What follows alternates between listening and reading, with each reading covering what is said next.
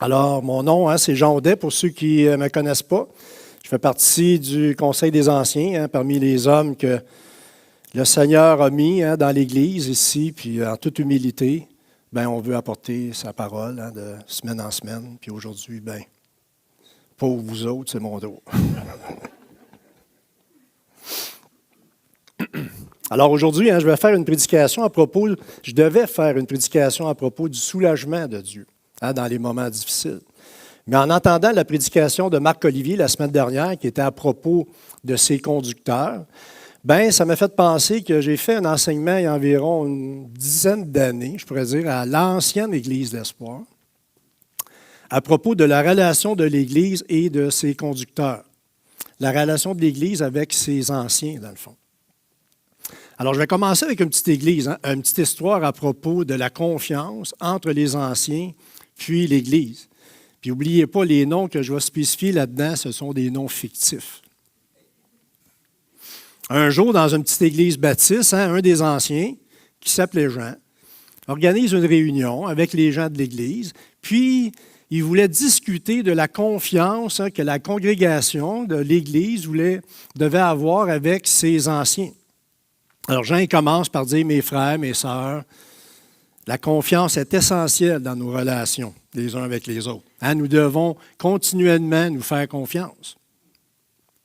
Alors, il y a quelqu'un dans l'Assemblée, il pose toujours des questions. Il s'appelait Sylvain, lui. Les noms sont fictifs, n'oubliez pas. Il dit, Jean, comment pouvons-nous savoir si nous pouvons te faire confiance? Alors, Jean avait un petit sourire. Il dit, un jour, je vais vous raconter une histoire. Un jour, mon voisin, Gabriel, qui n'est pas bien pesant, il est tombé dans un puits. Puis là, il s'est mis à crier, « Jean, sors-moi de là, Jean! » Fait que là, je suis arrivé à côté, puis là, j'ai dit, « énerve-toi pas, je vais te lancer une corde. » Il dit, « Tu sais, j'ai dit, même si tu n'es pas pesant, j'ai mal dans le dos, tu sais, je ne peux pas t'aider, fait que je vais te lancer la corde. » Mais Gabriel, il n'est pas fou pour 5 cents. Il savait que Jean n'était pas vite, il n'était pas fin, il oubliait souvent des choses.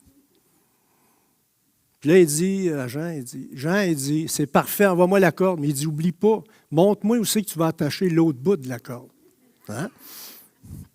Il avait confiance, mais il voulait te choquer. Il voulait vérifier.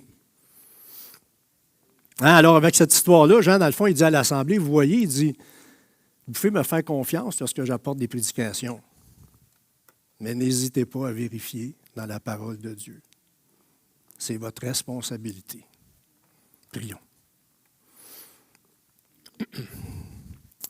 Père du ciel, on est vraiment reconnaissant de ta bonté jour après jour de nous soutenir. Merci Seigneur de les louanges de ce matin qui nous amènent dans tes parvis.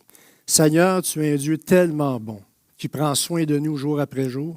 Et Seigneur, je veux te prier que tu puisses humblement m'aider, Seigneur, à travers cette prédication-là, cet enseignement-là. Et Seigneur, supporte-moi en Jésus. Amen. Alors aujourd'hui, c'est une occasion que Dieu nous donne de voir quelques textes dans sa parole à propos de 2 sujets principaux. Les 2 sujets, le premier, c'est à propos de la relation de l'Église avec ses anciens, avec ses conducteurs. Puis le deuxième sujet, c'est à propos que Dieu donne des responsabilités à l'Église, donc à chacun des croyants qui forment l'Église. Donc, ça va être un peu spécial comme prédication. Ça ne sera pas un texte particulier de la parole qu'on va développer. Alors, je vais débuter directement avec le premier sujet, qui est la relation entre l'Église et ses anciens. C'est déjà là. Il y a déjà quelqu'un qui a fait le travail. Alors, le premier élément, c'est l'Église doit reconnaître clairement les anciens comme des dons que Dieu donne pour diriger et enseigner l'Église. L'Église doit reconnaître clairement que les anciens sont des dons de Dieu pour diriger et enseigner l'Église. Dans l'épître de Paul aux Éphésiens, Paul y écrit dans Éphésiens au chapitre 4, versets 4, 11 à 13. Oh, il y a quelqu'un qui l'a fait à ma place. C'est bon. Ici est la parole de Dieu. C'est lui qui a fait don de certains comme apôtres, d'autres comme prophètes, d'autres comme évangélistes, ou d'autres encore comme pasteurs et enseignants. Il a fait don de ces hommes pour ceux qui appartiennent à Dieu, soient rendus aptes à accomplir le service en vue de la construction du corps de Christ, du Christ. Ainsi, nous parviendrons tous à l'unité dans la foi et dans la connaissance du Fils de Dieu à l'état d'adulte, à un stade où se manifeste toute la plénitude qui nous vient du Christ. Donc, Paul, il nous dit que Christ nous donne, entre autres, des hommes pour prendre soin, pour conduire, pour enseigner l'Église. Pourquoi? Pour que tous ensemble, nous parvenons à cette unité-là dans la foi, dans la connaissance du Fils de Dieu. Mais vous savez, pour avoir cette unité-là, pour que tous ensemble, nous marchions dans le même sens, il faut que l'Église reconnaisse ses anciens, ses pasteurs, comme étant des dons que Dieu donne. Puis lorsque l'Église reconnaît que ces personnes-là sont données par Dieu, alors l'Église va naturellement déléguer à ses anciens la tâche de conduire. Elle va déléguer naturellement la tâche d'enseigner, de surveiller, de veiller. Puis ainsi, l'Église locale est en unité avec les anciens. Donc, le premier élément de cette relation-là, entre les anciens et la congrégation, l'Église locale, c'est que l'Église reconnaît clairement ses anciens comme un don de Christ. Un don de Christ pour conduire, pour diriger, pour enseigner, pour prendre soin, pour veiller dans l'Église. Le deuxième élément qui est déjà affiché dans cette relation-là entre les anciens et l'Église, c'est que l'Église fait confiance aux anciens que Dieu donne. L'Église fait confiance aux anciens que Dieu donne. Vous savez, si l'Église ne fait pas confiance aux anciens, pas sûr que la relation va être bonne, pas sûr que la relation va durer longtemps. Si vous ne faites pas confiance à votre époux, à votre épouse, pas certain que ça va durer longtemps, ce mariage-là. Mais si l'Église reconnaît les anciens comme des dons de Dieu, alors l'Église reconnaît que ces anciens, si l'Église reconnaît ces anciens comme des hommes qui sont motivés par l'amour de Christ, alors normalement l'Église va faire confiance à ses anciens. Puis ça va produire quelque chose. Ça va produire quelque chose. Il y a plusieurs versets dans la parole qui nous dit. Ça produit que l'Église locale respecte, honore, se soumet au ministère des anciens. Par exemple, un texte que Marc-Olivier nous a parlé la semaine dernière, dans Hébreux au chapitre 13, verset 17. On va l'afficher. Là, c'est moi qui le fais. C'était pas ça. Tu vas me le laisser? OK, c'est bon. Merci. Verset 17. Hébreux 13, 17. Ici est la parole de Dieu. Obéissez à vos conducteurs et soumettez-vous à eux, car ils veillent constamment sur vous, en sachant qu'ils devront un jour rendre compte à Dieu pour leur service. Je vais ouvrir une parenthèse, si vous voulez bien, parce que lorsqu'on parle de soumission, ça peut nous faire gricher les oreilles dans la culture nord-américaine dans laquelle nous vivons. Vous savez, la soumission aux anciens que la Bible nous parle, ce n'est pas une soumission à des anciens qui sont des dictateurs, mais c'est une soumission reliée à la parole de Dieu, tout simplement. Si vous êtes un croyant, alors votre soumission est reliée à la parole de Dieu. L'autorité qui régit l'Église, c'est la parole de Dieu. Est-ce que vous êtes d'accord avec ça? C'est la parole de Dieu qui régit. Maintenant, petite question. Comment se manifeste l'autorité des anciens, du ministère des anciens? Est-ce que ça se fait avec des coups de fouet? Non. L'autorité des anciens se fait à travers la parole de Dieu, à travers l'enseignement de la parole. Vous savez, vous n'avez pas à obéir à des anciens parce qu'ils sont en haut et les autres en bas. Non, la soumission est au ministère des anciens parce que le ministère des anciens est relié à l'enseignement de la parole de Dieu. C'est les anciens qui enseignent. Donc, l'Église locale se soumet aux anciens si les anciens sont fidèles à la parole de Dieu, à l'enseignement de la parole. Mais si les anciens donnent des faux enseignements, alors vous avez le droit de contester et de ne pas vous soumettre, parce qu'ils ne sont pas sur l'autorité de la parole. En résumé, la source de l'autorité dans l'Église, c'est la parole de Dieu. Puis étant donné que le ministère des anciens s'est relié à la parole de Dieu, alors c'est donc une soumission au ministère des anciens qui sont fidèles à la parole, tout simplement. Il y a beaucoup de choses à dire là-dessus, mais je vais arrêter ici. Ça, c'est moi qui décide. Maintenant, le troisième point dans cette relation-là entre les anciens et l'Église locale. As-tu marché? Oui. C'est que les anciens soient attentionnés à l'Église de Christ. C'est que les anciens prennent soin de l'Église de Jésus-Christ. Les anciens doivent chérir l'Église de Christ. Pourquoi?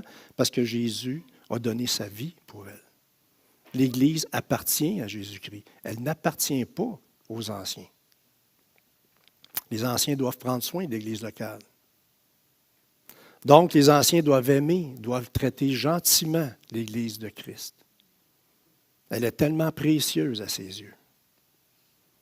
Je parle aux anciens, à chacun d'eux. Les anciens ne doivent pas imposer à l'Église une direction qu'elle ne désire pas. Puis en la forçant, en lui donnant des coups de pied pour qu'elle prenne une direction. Non, non. Mais les anciens ont le devoir, par exemple, d'enseigner selon la parole. Pourquoi ils veulent amener le troupeau à aller dans une direction et ou telle action? Elle doit l'enseigner, prendre le temps. Elle est tellement précieuse, l'Église de Christ. Vous savez, l'Église est tellement précieuse à notre Seigneur que chacun des anciens va rendre des comptes à Christ pour leur service. On le lit tantôt, on va le relire.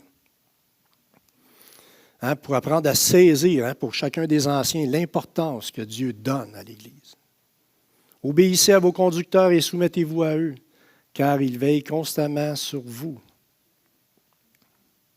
Juste cette phrase-là, ils veillent constamment sur vous. On a besoin de l'aide de Dieu pour ça. En sachant qu'ils devront un jour rendre compte à Dieu de leur service.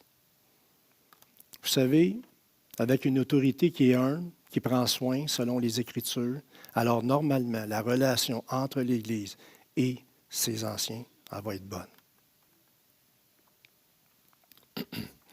Donc, Dieu a donné les anciens à l'Église locale pour la conduire, pour l'enseigner humblement, pour en prendre soin, pour veiller sur elle. Une autre chose que l'Église veut de ses anciens, puis est très importante dans cette relation-là entre l'Église et ses anciens, c'est que l'Église doit viser une sainteté de ses anciens. L'Église doit viser une sainteté de ses anciens. Puis on voit ça, entre autres, dans les qualifications des anciens, dans 1 Timothée, chapitre 3, et aussi dans Tite, au chapitre 1. Alors, je vais lire uniquement 1 Timothée 3, si vous voulez bien. Puis je vais afficher les parallèles tantôt.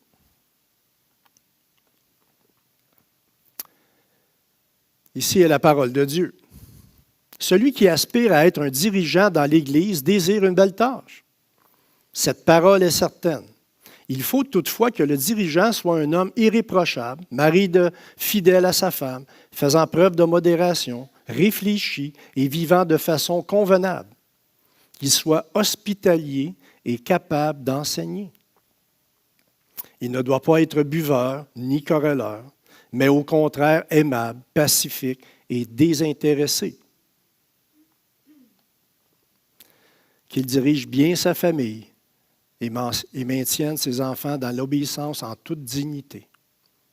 Car comment un homme qui ne dirige pas bien sa famille serait-il qualifié pour prendre soin de l'Église de Dieu?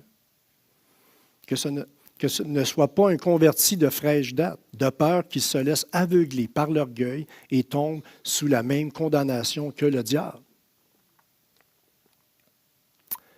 Enfin, il doit aussi jouir d'une bonne réputation parmi ceux qui ne font pas partie de la famille de Dieu, afin de ne pas s'exposer au mépris public et de ne pas tomber dans les pièges du diable.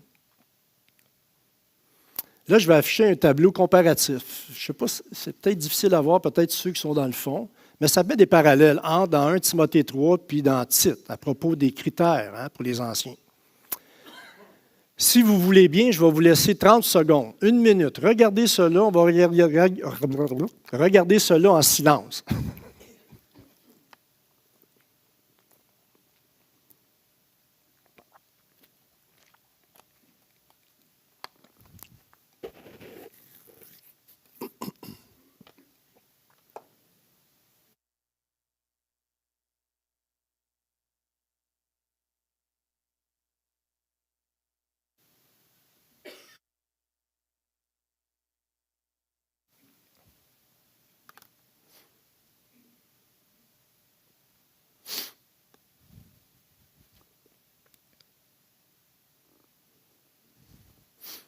Ça peut être long, hein, 30 secondes, une minute en silence. Hein?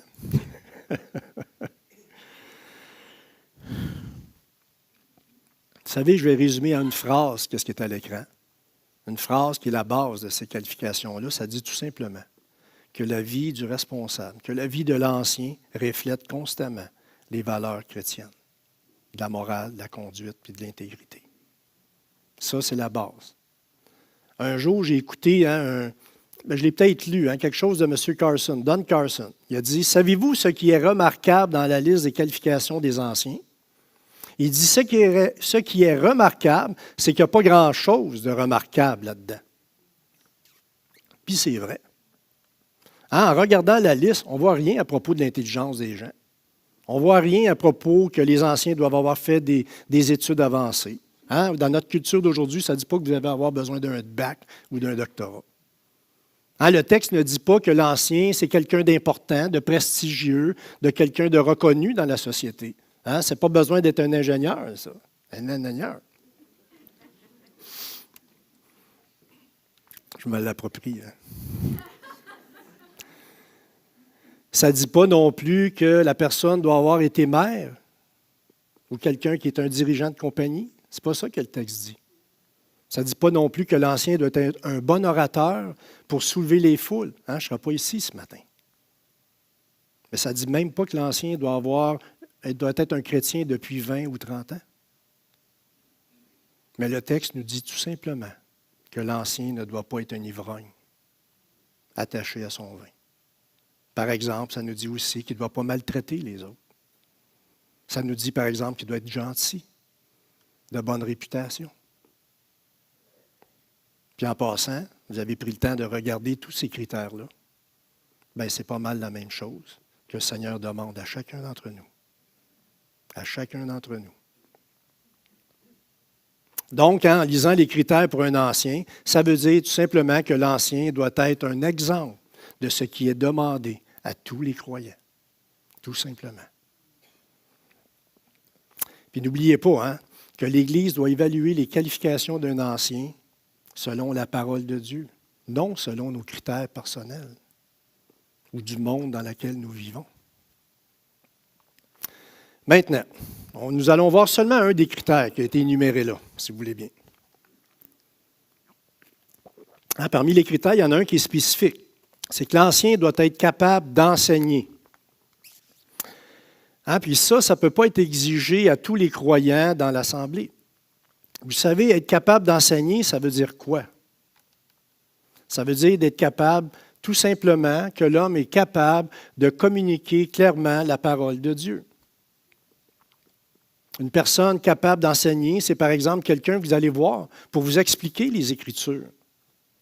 Quelqu'un capable d'enseigner, c'est peut-être quelqu'un qui a le don de prédicateur. Mais c'est aussi quelqu'un qui fait des suivis avec des gens pour expliquer les Écritures, pour qu'ils grandissent dans le fond, dans sa foi, pour qu'ils connaissent Dieu de plus en plus. Ça peut être quelqu'un qui donne des études bibliques dans l'Église. Donc, il est capable d'enseigner la parole de Dieu. Capable d'enseigner, ça veut dire aussi d'être capable de réfuter ceux qui n'enseignent pas le vrai message de l'Évangile. Maintenant, la question à Saint-Saëns.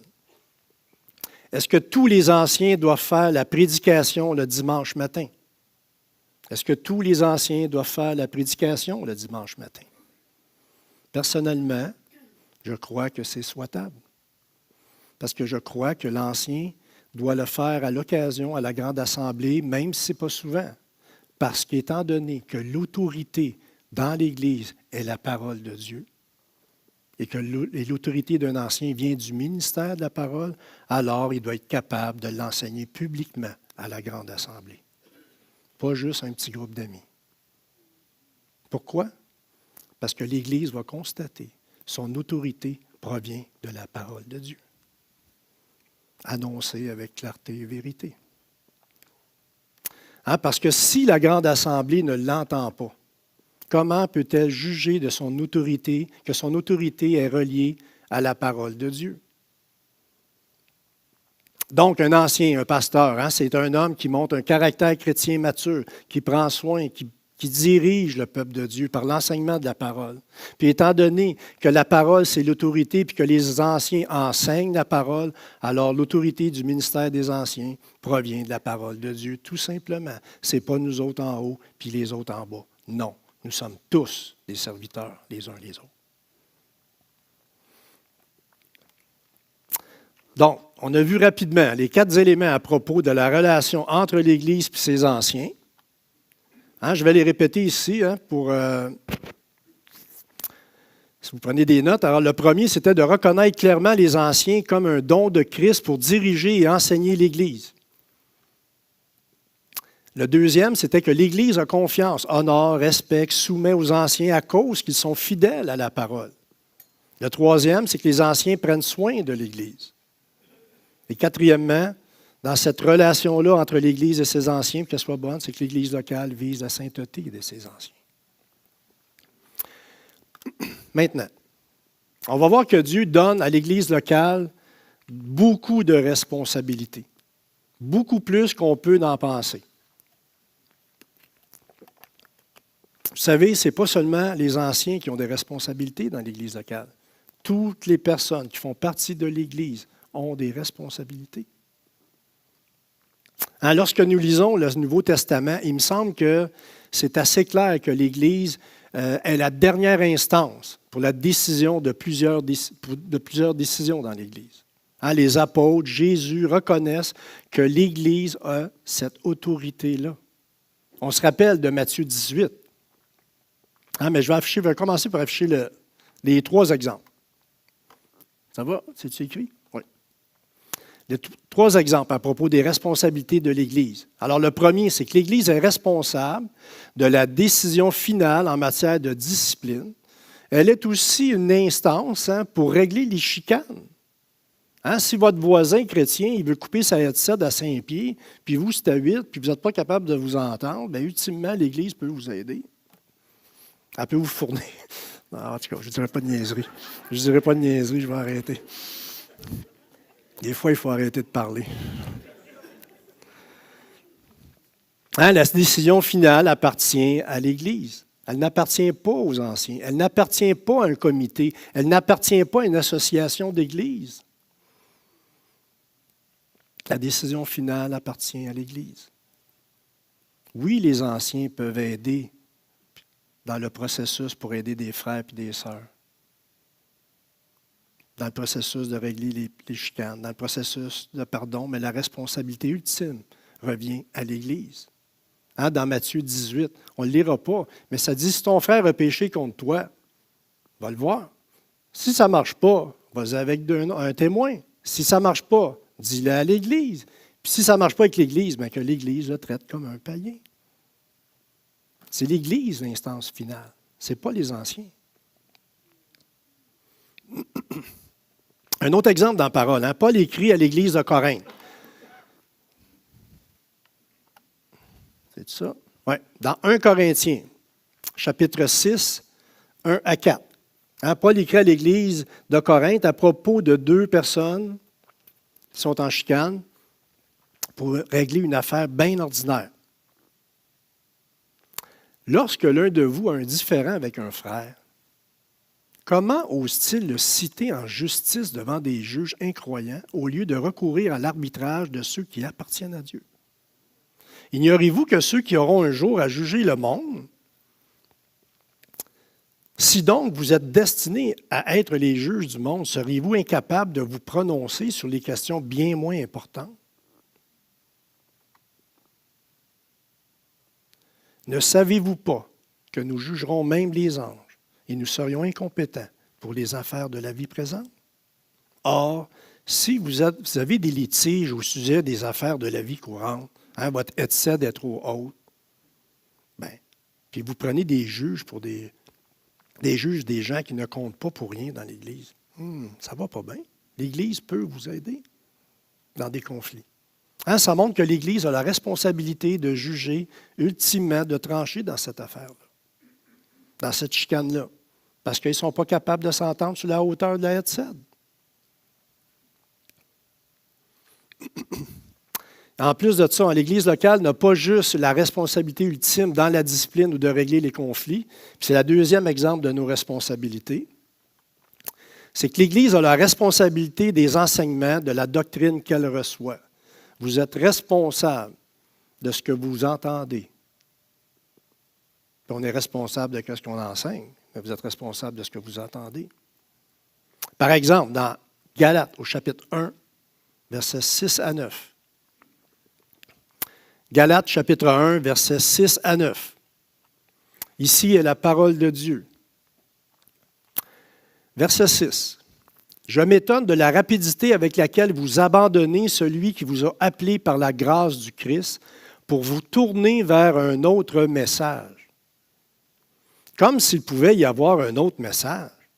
Non, il n'en existe pas d'autre. Mais il y a des gens qui sèment le trouble parmi vous et qui veulent renverser le message du Christ.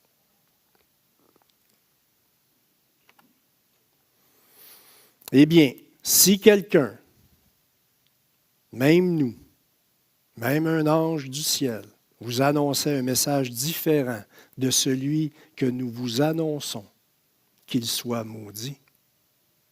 Il soit anathème dans d'autres versions. C'est fort ce que Paul dit ici. Puis il répète, verset 9. Je l'ai déjà dit et je le répète maintenant. Si quelqu'un vous prêche un autre message que celui que vous avez reçu, qu'il soit maudit.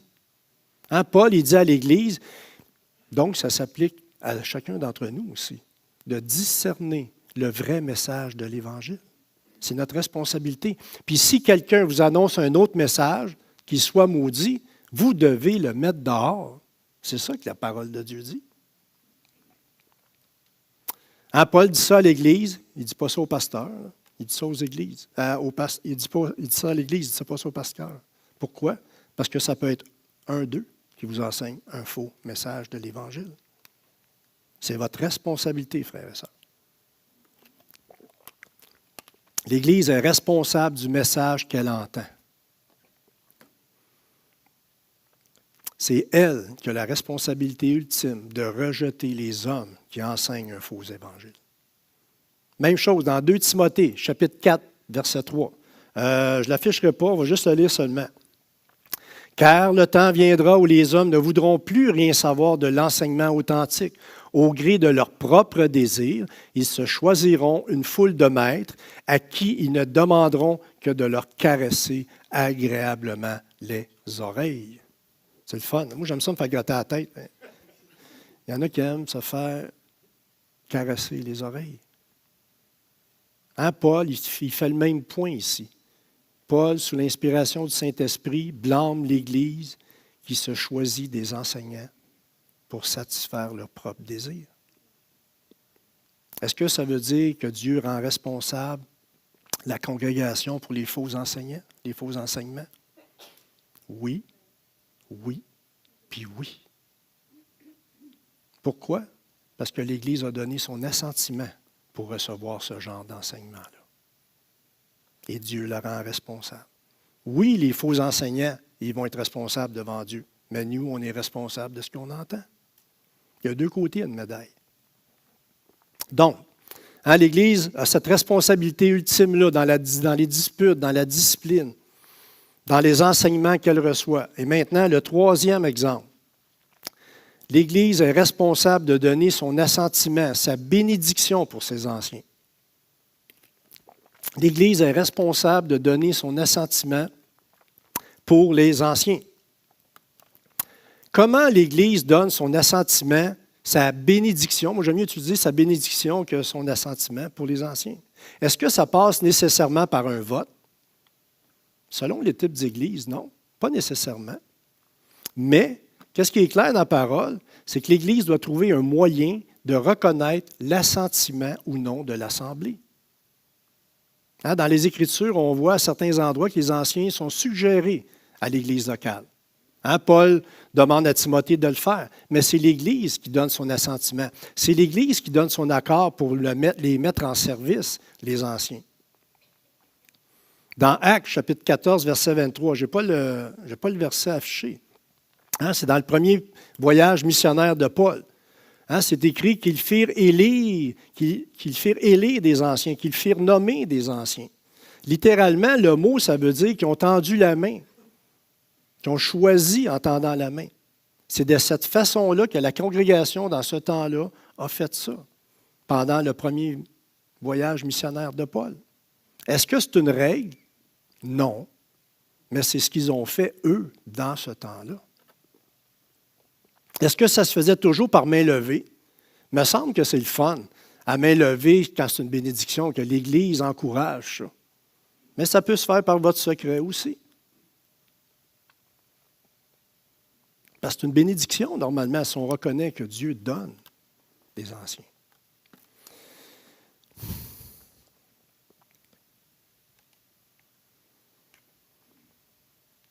Mais vous savez, indépendamment de la façon que c'est fait, l'Église locale doit donner son accord pour que l'Église, pour que l'ancien entre en fonction. Un autre exemple. Celui-là, ce n'est pas dans la Bible. C'est un écrit d'un des pères de l'Église qui s'appelait Clément de Rome. Lui, il a écrit à l'Église de Corinthe pour demander à l'Église de reprendre certains anciens. Parce que l'Assemblée, ils les avaient mis dehors, avaient mis quelques anciens dehors. Donc, la lettre de Clément de Rome, il montre tout simplement que l'Église a donné son assentiment pour retirer les anciens, mais aussi pour les reprendre.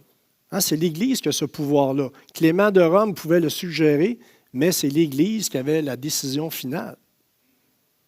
C'est elle qui donne son assentiment pour qu'un ancien soit en fonction. C'est à vous, ça.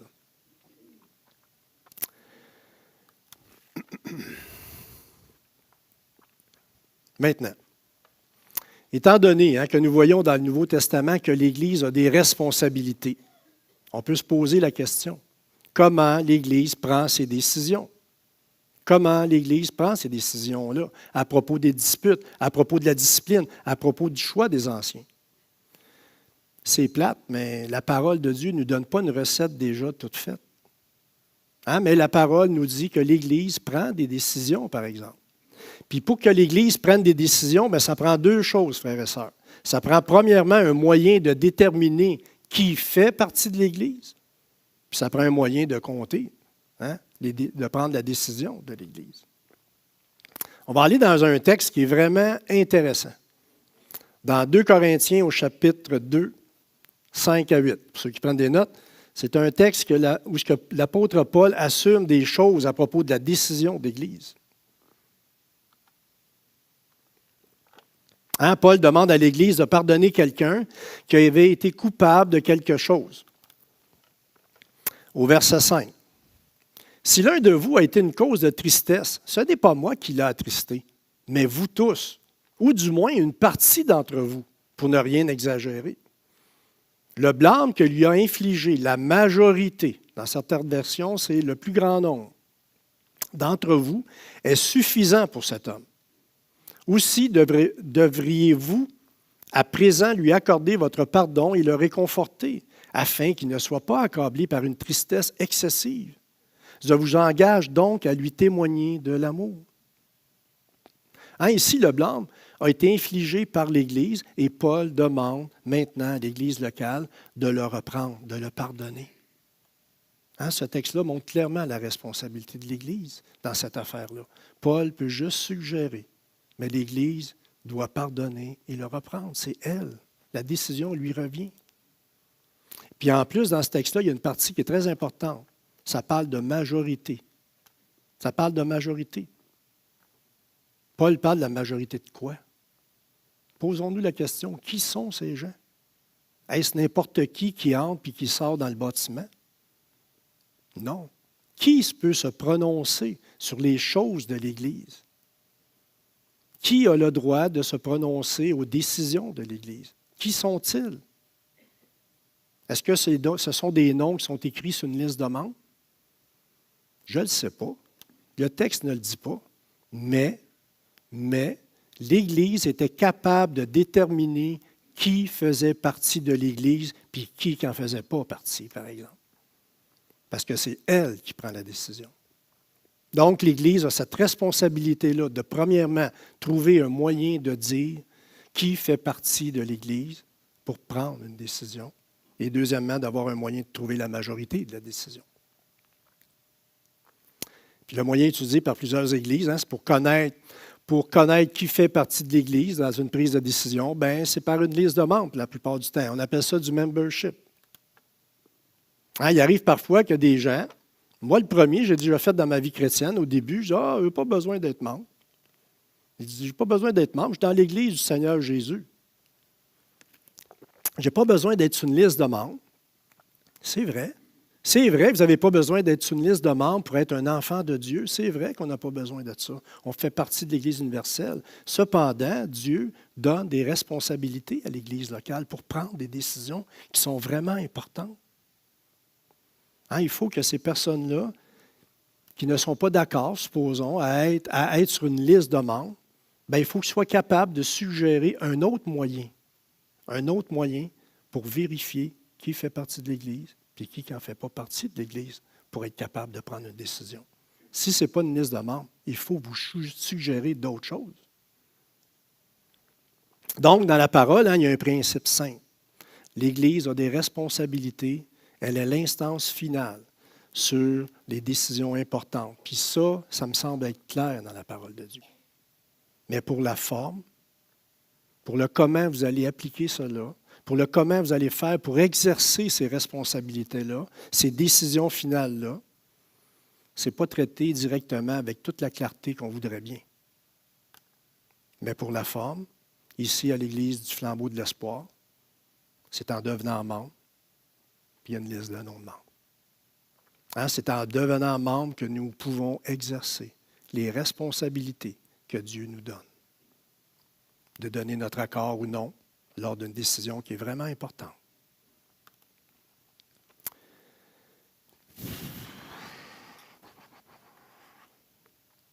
Maintenant,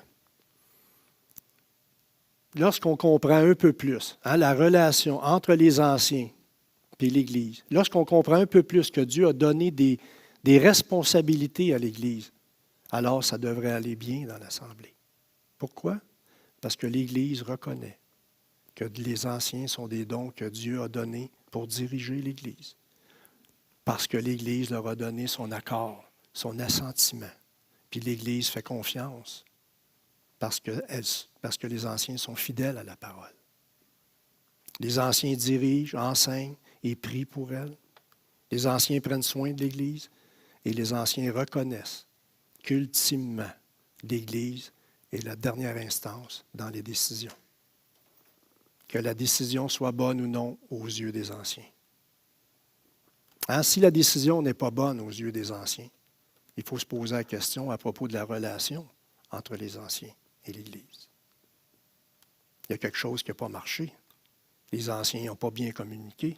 L'Église n'a pas manifesté ses craintes auprès de ses anciens. C'est à réfléchir, ça. Normalement, ça devrait bien aller. Alors, pour terminer, je vais inviter l'équipe pour le dernier chant. Vous savez, au jour de Christ, les anciens, comme nous tous, vont se présenter devant Dieu. Puis nous espérons que la joie de l'Église, puis la joie de ces anciens sera la même chose de ce que Paul nous mentionne dans 2 Corinthiens au chapitre 1, verset 14. 2 Corinthiens, chapitre 1, verset 14. Comme vous l'avez déjà compris, en partie, vous pouvez être fiers de nous, comme nous le serons au jour du Seigneur Jésus-Christ. Ça montre l'unité, ça, la confiance entre l'Église et ses dirigeants. Amen. Prions.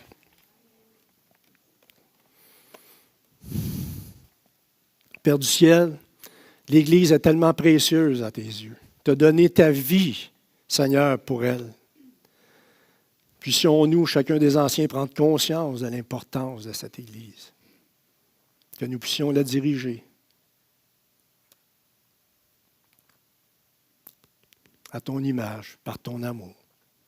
Seigneur, tu es un Dieu tellement bon avec chacun d'entre nous. Merci, Seigneur, des serviteurs que tu donnes dans l'Église. Merci pour chacun d'eux. Chacun d'eux a des comptes à rendre devant l'Église, devant toi, Seigneur. Et on te prie, Seigneur, que que tu nous soutiennes constamment pour que nous puissions établir de plus en plus cette unité-là entre les anciens et l'Église. Elle est tellement importante en Jésus. Amen.